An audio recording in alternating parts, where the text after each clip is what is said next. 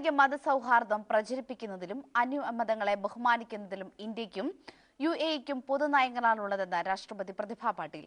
അബുദാബിയിൽ Indian Islamic centre ഉദ്ഘാടനം ചെയ്യുകയായിരുന്നു രാഷ്ട്രപതി.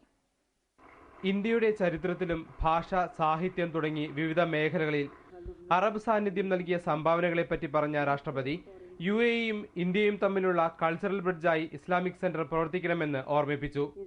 യുഎഇയിലെ ഭരണാധികാരികൾ ഇന്ത്യൻ വംശജരോടും അവരുടെ മതവിശ്വാസങ്ങളോടും എന്നും വിശാല മനസ്കതയോടെയാണ് പെരുമാറിയിട്ടുള്ളത്. യുഎഇ വിദേശ വ്യാപാര മന്ത്രി ഷെയ്ഖ ലുബ്ന അൽ കാസിമി, കേന്ദ്ര ഊർജ്ജ സഹമന്ത്രി ഭരത് സിംഗ് സോളങ്കി, യുഎഇയിലെ ഇന്ത്യൻ സ്ഥാനപതി എം.കെ. ലോകേഷ്, ഇസ്ലാമിക് സെന്റർ രക്ഷാധികാരി എം.എ. യൂസഫ് അലി എന്നിവർ പങ്കെടുത്തു.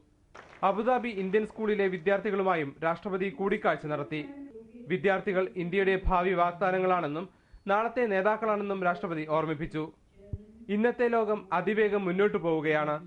ഈ മാറുന്ന സാഹചര്യങ്ങൾക്കനുസരിച്ച് വിദ്യാർത്ഥികൾ നീങ്ങണമെന്നും പറഞ്ഞു. വിദ്യാർത്ഥികളുടെ കലാപരിപാടികളും ഉണ്ടായിരുന്നു.